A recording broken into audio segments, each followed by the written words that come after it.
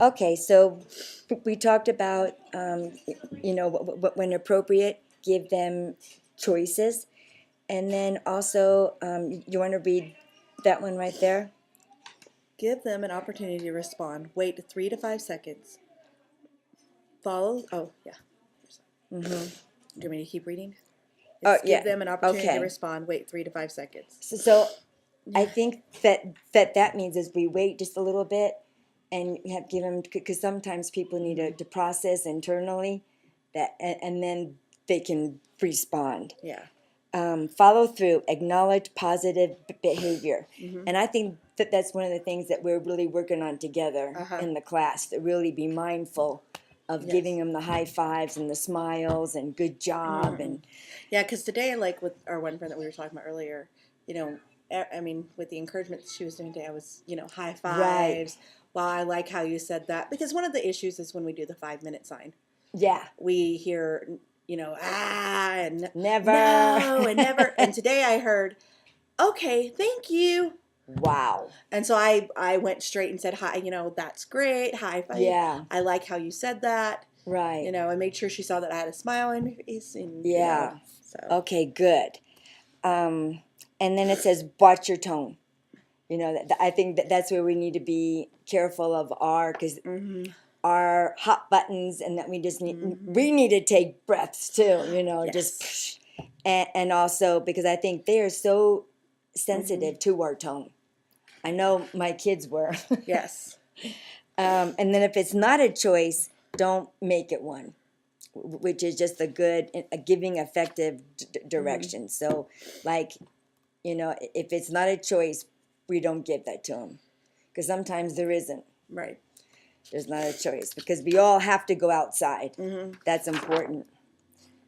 And then we're gonna, okay, now this is visual cues, on what to do. And I think this is for the ones that need the visual cues as opposed to Mm-hmm. just the words, because if they see it, that they can And I'm wondering recognize with it. our one friend that we were having issues that um, with helping him, Yeah, because he doesn't want to focus on us. So I'm wondering if this wouldn't visual cues wouldn't help him. I think that would help them tremendously. I So. do. Yeah. And then they have visual cues, on when they come to school, what Mm-hmm. clothes to put on. This is from, but this is just to give you ideas onto how the visual cues help. And then, okay, so teaching rules and expectations. And then this is the definition of expectation. Could you read that? Expecting to wait in expectations. The act or state of looking forward or anticipating. Yeah. And then on the other side, it gives it a little bit better. It says general ways you want people to act, which makes it Mm-hmm. more that they will apply to all children and adults across the setting. Mm-hmm.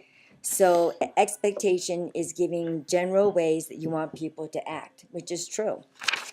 And then a rule is a principle or regulation governing conduct, action, procedure, arrangement, the rules of a chess.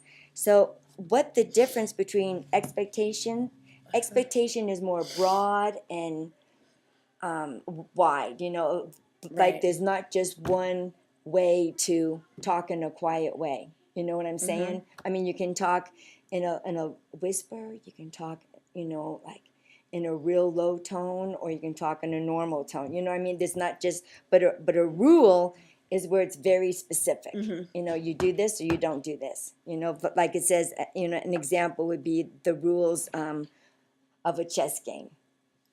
So, go.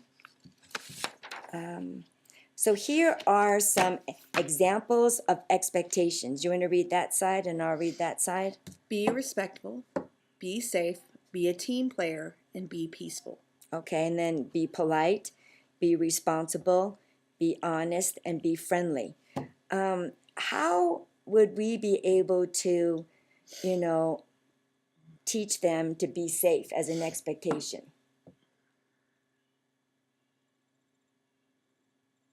Well, one of our rules I know in our class is keep your body safe and keep your friends safe. Right. And our friend, I mean, I know most of our friends understand that safe means, you know, we're not going to let anything happen or hurting their body. Right. So, but how would it be? Yeah. And so these are just like examples, and like maybe to be honest would be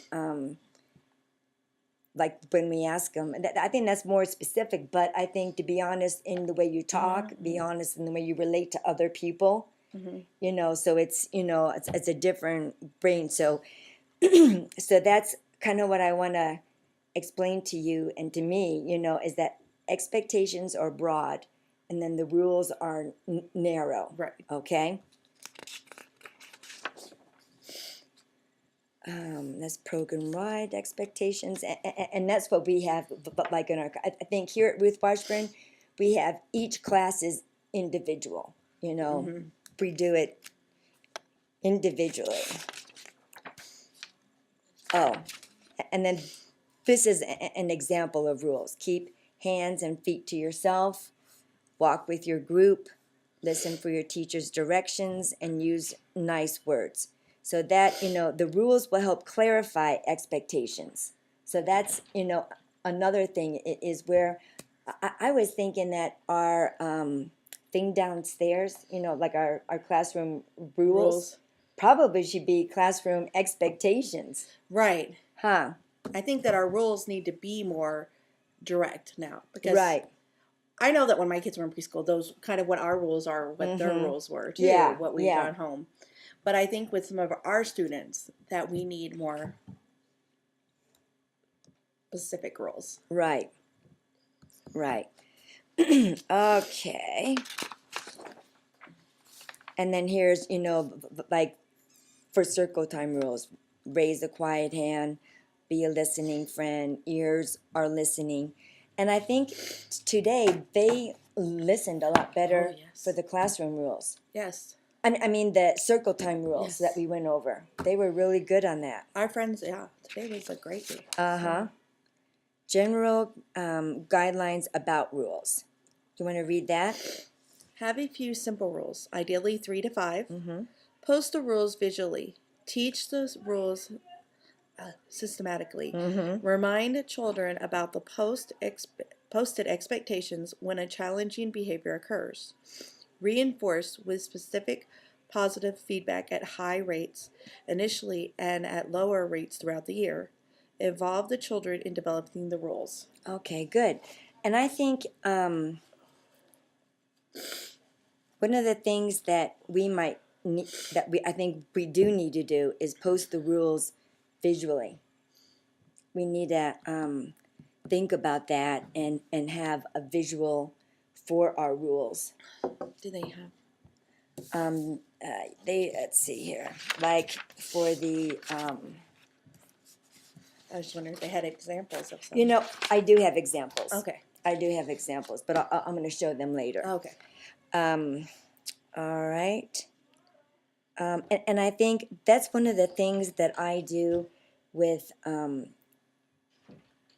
Avery, and I've been doing it with Vinny and also Calvin, like when Calvin pinched. You know, I said, Calvin, come here.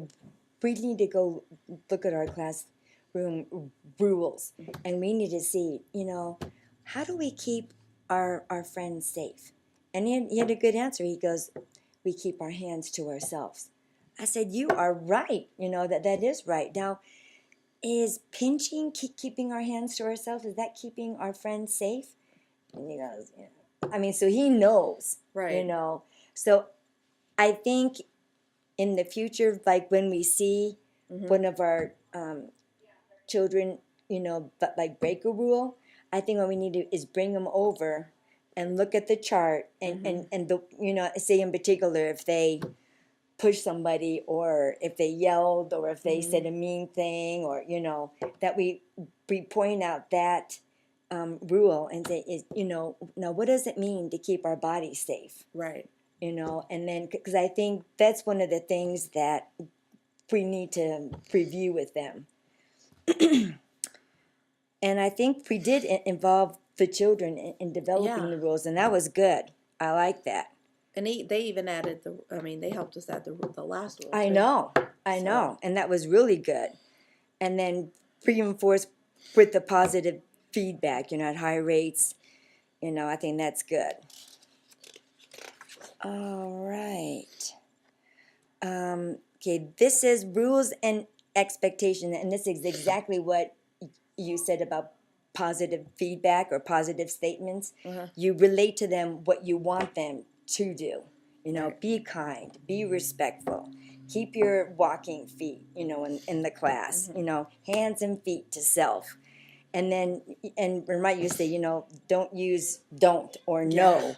No yelling, don't run, And so here, what I was thinking, to summarize it is that we tell them what we want them to do for the positive. And then the negative, it starts out negative, and we tell the child what we don't want them to do. So that I think this is a much better way. I think because they're more apt to listen, and a lot of times if you say don't do that, they definitely want to do it. Right. Okay.